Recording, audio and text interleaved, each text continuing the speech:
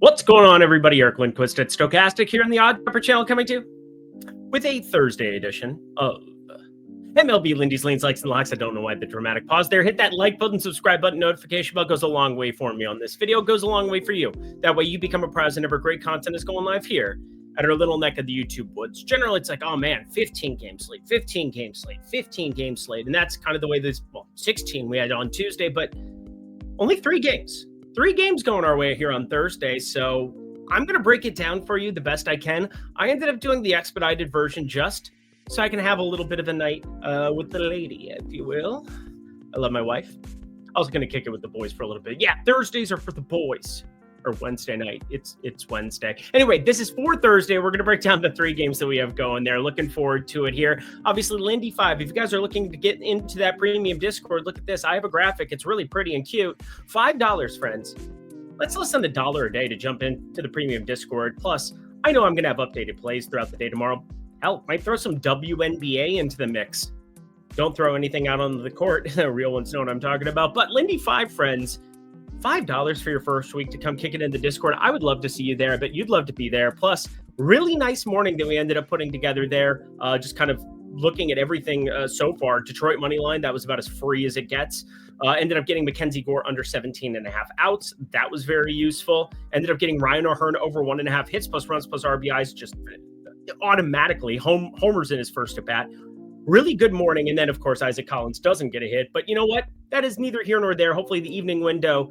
God, I have to wait until the Athletic Seattle game really to know exactly where my night's going to be heading, because I fired up some home runs in that one. I'm sure I'm not the only one. But $5 for your first week. Come kick it in the Discord. To the leans we go. Alrighty, y'all. As I said, expedited version purely because I want to kind of have a little bit of an evening to kick it. But Tampa Bay at New York ended up breaking this one down, simulated it out. And Ryan Pepiot versus Marcus Stroman. Hey, I do the graphics. I can put in the pictures if I want to. Obviously, then if it changes to, I don't have to take and bear any responsibility whatsoever. Not a bad idea when I think about it. But Ryan Pepiot, I really like the stuff overall. His stuff plus always looking pretty good. 9.7% barrel percentage, though, isn't ideal. 16.4 degree launch angle in Yankee Stadium, short porch out to right. And, you know, this is one of those guys that I think overall, I just expect more out of him at all times, because I just think the stuff is so fantastic. He's 27 years of age, 3.62, 3.23 expected ERA the previous 2 seasons. 3.88 is still pretty good. 3.42 actual ERA is better than last year's 3.60, but changeup. How does that changeup perform against these lefties on the Yankee side? Because that's basically all that they've got here. I mean, Stanton obviously too on the right side, but Goldschmidt has been on hard times. We'll see. Pepiot's generally been really good with that changeup against some lefties in years past, and looks all right so far.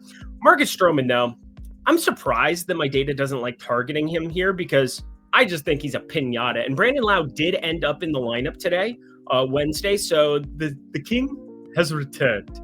That's a plus. But Marcus Stroman, he's had like weird reverse split seasons. Again, we're like barely into his season so far, so I don't even want to like go crazy out of the way and say, oh, this is who Marcus Stroman is.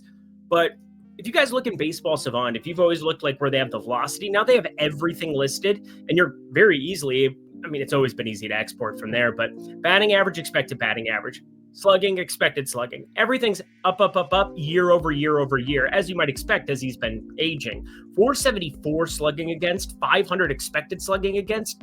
These are scary, scary numbers. So, of course, I'm leaning the Tampa Bay side, but I'd like to get a little bit better number. Plus, Brandon Lau might just end up being the auto click out of everything when it's all said and done.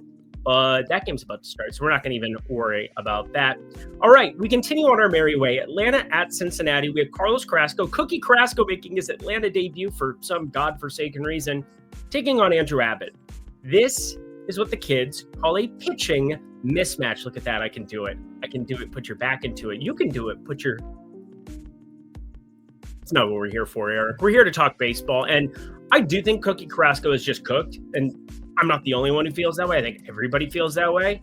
But Atlanta has to find something to throw out on the mound. I mean, they're just punting this year now. Joey Wentz is starting for them. Carlos Carrasco starting for them. Eric Fetty just gets annihilated against Kansas City. The fact that I didn't lock that is actually hurtful, but Bobby Witt stole a bag in that game. It just wasn't until the 8th inning against not Eric Fetty. So that was kind of fascinating to watch in real time. But yeah, Ronald Acuna's out. This is just going to be really, really tough sledding. We'll see if Atlanta pulls the trigger. And obviously, the trade deadline is today, buried the lead. But there's only 3 games, and I think we're going to have all of the information that we need. I mean, the Yankees, they pick up Austin Slater, which is kind of wild if you wanted to know that. Tampa Bay, I have no idea what they're going to do because there was talk that they could move a Brandon Lau, a Yandy Diaz, but I don't know if that's going to be the case. I hope they're on the team come tomorrow. And then, again, for Cincinnati, they go and get Brian Hayes. So we do have some news that has popped already on Wednesday. We'll see as things go on Thursday. But this is so straightforward. Come on now. Look at that. I changed the graphic up top. This is a like for me. Cincinnati money line is just too ridiculously good. It's a nice parlay piece too to anything else that you might want. I have no qualms whatsoever in firing this one up with Andrew Abbott. 33.4% hard hit, 19.5-degree launch angle is high, but when you have that hard hit to go along with it, 290x WOBA as well, there's a reason that he ended up being an all-star this year. Just throwing it out there. Alrighty, y'all. This is going to be a short program, obviously, but it doesn't mean that you can't join Tails down at the link below. There's 2 links, actually. There's Lindy 5, the first one, and then the second one. Come join Tails today. There's so many sharp people that exist in the Discord now. So many sharp people in the Odd Chopper Discord as a whole. So many sharp people that are out there on X on a day in, day out basis that I see with great write-ups such as Sportseye Jacob. Hey, Detroit Moneyline, that was free as air. That was nice. But I think this is a great opportunity to go down. And if you've thought about signing up, if you've thought about doing what I do, be like me. Sign up. Put your hat in the ring, as they would say. Join Tails today. Alrighty, y'all. Back to the picks we go. Hit that like button for me. Again, I want to kind of expedite this one. It's 3 games. I'm a real person, too, in the world, and I love my wife. Texas taking on Seattle here. We got Kumar Rocker, taking on Kirby. And what is going on with Kumar Rocker other than absolute atrocities? Now, let this be known. These are the potential pitching matchups. There are worlds where it isn't Rocker because Thursday, these are the only teams in play. And they don't announce anything here yet. I didn't see an official announcement, but if you just match up their starts, this is kind of why I wanted to do the pitching listed the way that I did. Maybe I'll add it to the main graphics. I don't know. It feels like just more time that I can put into it here for you, but I do care about you and I want to make you money and make myself money in the process. So let's do that. If it ends up being George Kirby out there, I've never been a huge George Kirby guy, but this is an undisputably fantabulous spot. You get a K rate for Texas that's just going to be on the incline here. 21.4% against righties, 95 WRC plus. But this is his home ballpark, and I am so curious to see where books drop this. I think I might have more interest in alt lines than I do the other ones. And why is that? Because you can get like 30, 40 cents disparities when you go like 1 or 2 rungs up the ladder and bet it there for like even a quarter unit, as opposed to playing at the flat number where you might find like a 1-2% edge. It's great. And it's obviously over a long-term sample, just something you want to get as many of those bets down as you can. That's the idea of portfolio EV. But George Kirby is not my favorite dude. And yet I cannot get over the fact that when I put the projected lineup in, Adolis Garcia, Wyatt Langford, Josh Young, Young like a horse, Jonah Heim, the Heimlich maneuver, Jock Peterson, there are going to be some strikeouts. I mean, good Lord almighty. It's just looking luscious up there in Seattle. I'll also say this. I wanted to add him as well. Kumar Rocker, 500 expected slugging, 47.1% hard hit.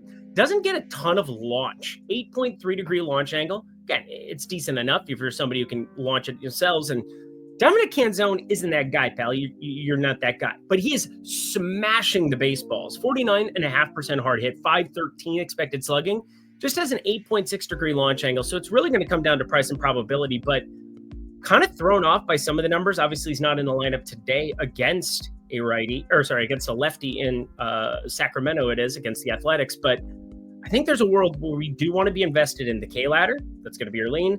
And Canzone home run lean as well. So I think both of those are very fascinating. I would want better than plus 425 there for Canzone. But I think we get it even against Rocker.